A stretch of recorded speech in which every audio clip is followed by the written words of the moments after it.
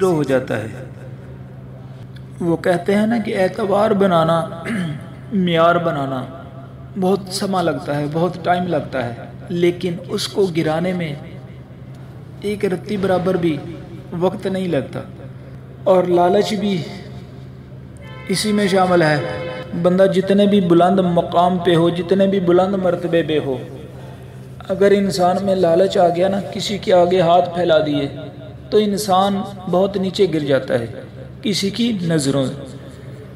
ایسا ایک کہانی سمجھ لیں یا واقعہ سمجھ لیں، وہ آپ کی خدمت میں پیش کرنا چاہتا ہوں۔ حضرت شبیر رحمۃ اللہ تعالی علیہ بیان فرماتے ہیں کہ ایک شخص نے ایک چڑیا کو شکار سے پکڑا، شکار کرتے ہوئے ایک چڑیا کو پکڑ لیا۔ اس چڑیا نے کہا تم میرا کیا کرو گے؟ اس شخص نے کہا میں تجھے ذبح کر کے کھاؤں گا۔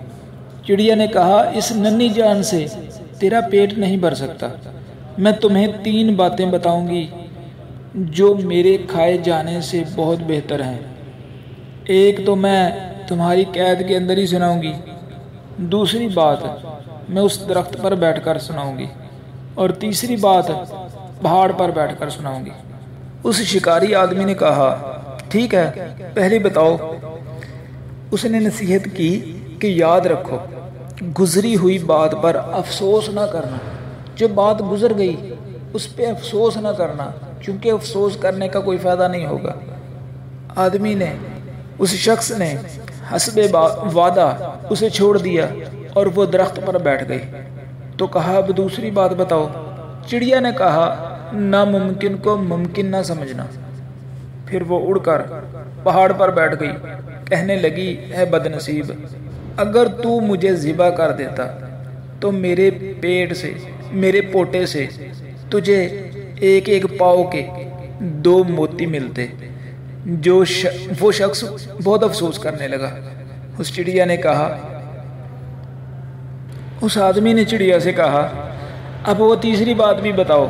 چڑیا نے کہا پہلی 2 کو تو تم نے بلا دیا، اب تیسری کس لیے پوچھتے ہو؟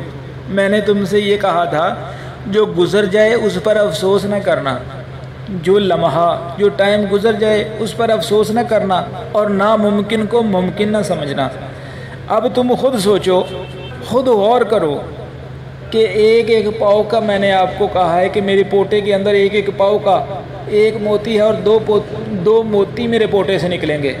آپ خود سوچو، پورا وجود میرا 1 پاؤ کا نہیں ہے، تو آپ یہ کیسی بات ہے؟ یہ ناممکن کو ممکن سمجھ رہے ہو تم۔ یہ کہہ کر وہ اڑ گئی۔ یہ انسان کے لالچی ہونے کی مثال ہے کہ وہ ناممکن کو ممکن سمجھتا ہے۔ اللہ اکبر۔ میں یہ کسی کی مثال نہیں دیتا، میرے خیال سے یہ ہم سب کا ایک ہی طریقہ کار ہوتا ہے۔ ہم لالچ کے اندر اپنے آپ کو بھی بھول جاتے ہیں، ناممکن کو ممکن سمجھنے لگ جاتے ہیں، اور خیالوں کے اندر کیا کیا ہم پلاؤ بناتے ہیں۔ اللہ اکبر۔ حضور علیہ نبی جنا علیہ الصلوۃ والسلام کے جو یار تھے نا، ان کا معمول کیا تھا؟ حضرت عمر رضی اللہ تعالیٰ عنہ کا فرمان ہے، کیا میں تمہیں بتاؤں کہ میں اللہ تعالیٰ کے مال سے کیا کچھ لینا جائز سمجھتا ہوں؟ سنو، سردی اور گرمی کے لیے 2 چادریں، اور اس کے علاوہ مجھے حج، عمرہ اور غزا کے لیے قریش کے معمولی جوان کی شکم سیری کے مقدار کے برابر غزا کی فراہمی۔ لوگوں میں مسلمانوں سے اعلیٰ اور عرفہ نہیں ہوں، اللہ کی قسم میں نہیں جانتا کہ اتنا لینا بھی جائز ہے یا نہیں۔ گویا آپ اتنی سی مقدار میں بھی جو مال آپ لیتے اس میں بھی شک فرما رہے تھے کہ کہیں یہ قناعت کے دائرہ سے باہر تو نہیں ہے۔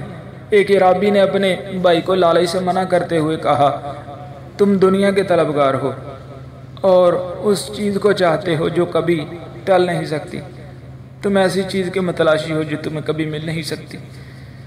اللہ اکبر۔ اللہ تعالیٰ ہم پہ رحم فرمائے، اللہ تعالیٰ ہم پہ کرم فرمائے۔ ویسے اللہ تعالیٰ کی عطا، اللہ تعالیٰ کی کرم نوازی، اللہ تعالیٰ کی رحمت سے ہی ہم جنت کے حقدار بن سکتے ہیں۔ ورنہ اگر ہم اپنے عملوں کی طرف دیکھیں تو ناممکن ہے جنت میں جانا بھی ہمارا۔ اللہ تعالی ہمیں اپنی رحمت سے اللہ تعالی